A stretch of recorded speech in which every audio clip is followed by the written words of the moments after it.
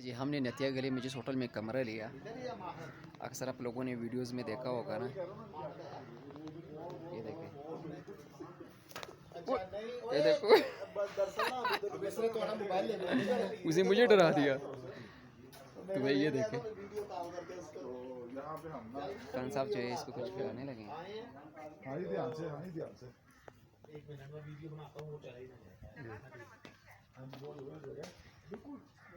खान साहब ने लगती उसको कुछ केक दिया खाने को। तो यार मेरे से मोबाइल खींचने लगा था। और ये हमारा होटल है, इसका नाम है वापडा हाउस। यहाँ पे हम आए हैं। वाह, अभी थोड़ी देर पहले बारिश हुई और मौसम जो है एकदम यह हो गया।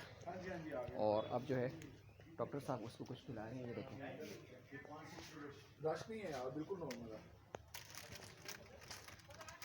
बाजार अभी होके आए हैं, अभी थोड़ी देर पहले सामान वगैरह लेके आए। Very good.